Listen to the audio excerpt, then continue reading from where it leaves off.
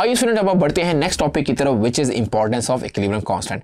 यहाँ पे हम देखेंगे कि जो इक्विलिब्रियम कांस्टेंट हमने डिराइव किया जो कि इक्विलिब्रियम पे आता है उसकी एक्चुअली इंपॉर्टेंस कौन कौन सी होती है। तो पहली इंपॉर्टेंट है determine the equilibrium concentration of equilibrium mixture knowing the initial concentration of reactants. यानी स्टूडेंट अगर आपको रिएक्टेंट की इनिशियल कॉन्सेंट्रेशन पता है सो हम इक्विलिब्रियम पे बता सकते हैं इसी मेथड से, यानी Kc की वैल्यू क्या होगी, यानी प्रोडक्ट की और रिएक्टेंट की जब इक्विलिब्रियम अचीव हुआ तो इक्विलिब्रियम पे क्या कॉन्सेंट्रेशन है हम ये इससे बता सकते हैं। सेकंड स्टूडेंट हम बता सकते हैं कि डायरेक्शन ऑफ केमिकल रिएक्शन क्या होगी। देखिए student in direction of chemical reaction को आपके सिलेबस में एक्सप्लेन नहीं किया गया, जब आप नेक्स्ट ग्रेड में मूव करेंगे सो वहाँ पे आपको ये बताया जाएगा कि क्या मेथड है, कैसे हमें पता चलेगा Kc की वैल्यू से कि रिएक्शन ने फॉरवर्ड आना है या रिएक्शन ने रिवर्स आना है। दो ही रिएक्शन हो सकती हैं, आइदर फॉरवर्ड आना आइदर रिवर्स आना। सो ये हम अपने नेक्स्ट ग्रेड में इसको अच्छे से कवर करेंगे। फिलहाल के लिए आप बस ये समझें कि कैसे हम इक्विलिब्रियम कांस्टेंट की वैल्यू आपको बता देती है कि रिएक्शन ने फॉरवर्ड आना है या रिवर्स आना है।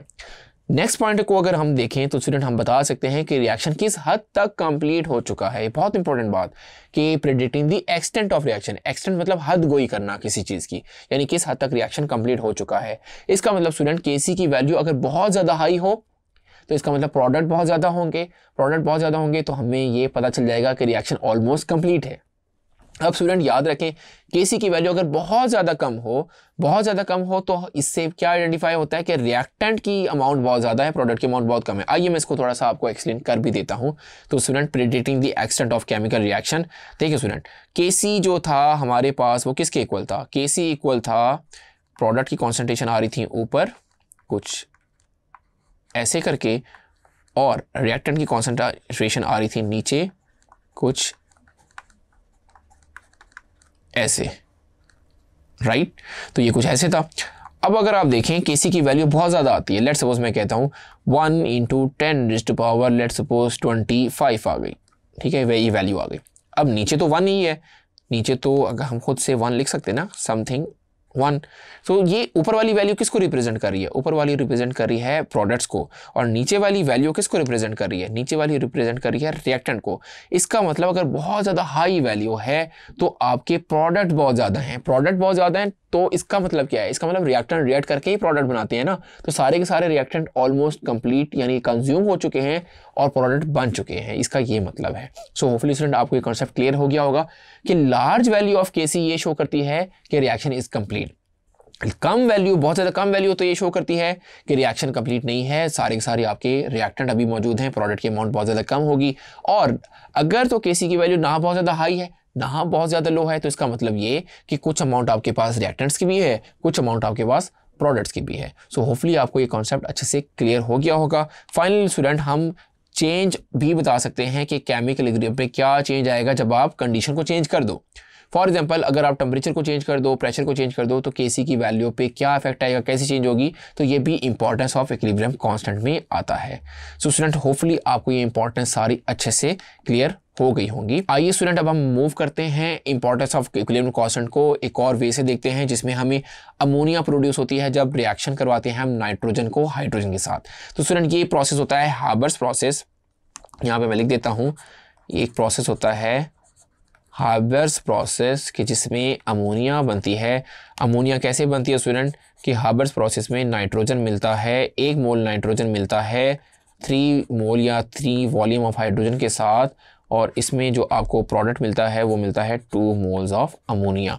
मैंने आपको इसको पहले भी इसमें बताया कि इसमें एक कंडीशन होती है। कंडीशन क्या होती है कि आयरन होता है एज ए कैटलिस्ट और 400 सेल्सियस यहाँ पे क्या होता है टेम्परेचर और 200 ATM क्या होता है यहाँ पे प्रेशर।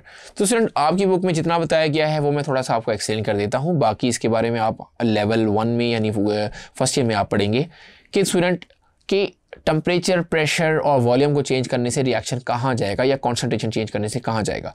सो याद रखें जब भी आप कॉन्सेंट्रेशन चेंज करते हैं यानी नाइट्रोजन और हाइड्रोजन आपके पास एक इक्विलिब्रियम अचीव हुआ हुआ है, अमोनिया बनी हुई है, ये Kc की वैल्यू आपकी हुई हुई है। सो आप इसमें नाइट्रोजन ऐड करते हैं। नाइट्रोजन ऐड करने से रिएक्शन जहां पे आप नाइट्रोजन ऐड करेंगे वहां से दूसरी तरफ रिएक्शन जाएगा।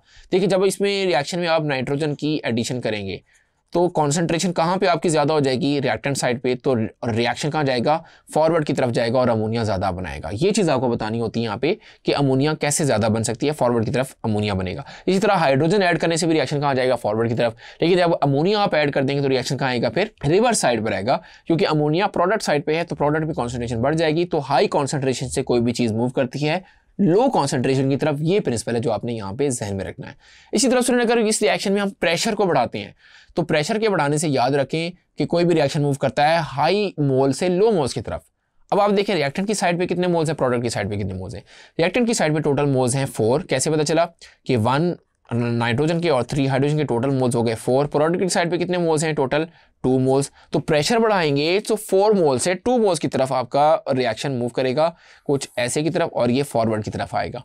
सो होपफुली स्टूडेंट ये आपको कॉन्सेप्ट क्लियर हो रहा होगा कि प्रेशर बढ़ाने से कहाँ जाएगा, हाई मोल से लो मोल्स की तरफ। ये हाई मोल्स प्रोडक्ट साइड पे भी हो सकते हैं, डिपेंड करता है कि रिएक्शन की क्या कितने आफ्टर स्टाइकोमेट्री यानी आफ्टर बैलेंसिंग रिएक्शन की क्या कंडीशन है। होपफुली स्टूडेंट ये कंडीशंस आपको समझ आ गई होंगे किस तरीके से हम अमोनिया यानी प्रोडक्ट की वैल्यू ज़्यादा कर सकते हैं। क्योंकि स्टूडेंट इंडस्ट्री में क्या होता है कि जब आप अमोनिया को बनाते हो तो नॉर्मली अमोनिया आपकी 33% बनती है, तो उसको हमने ज़्यादा अमोनिया बनानी हो, 98% उसको लेके जाना हो, तो इन मेथड की वजह से, इन तरीकों की वजह से आप उनकी कॉन्सेंट्रेशन को ज़्यादा कर सकते हैं।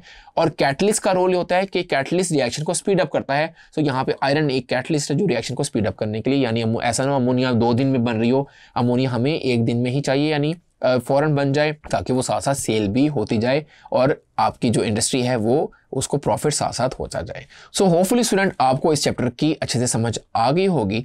This is Abdullah signing off from tutoria.pk। Thank you.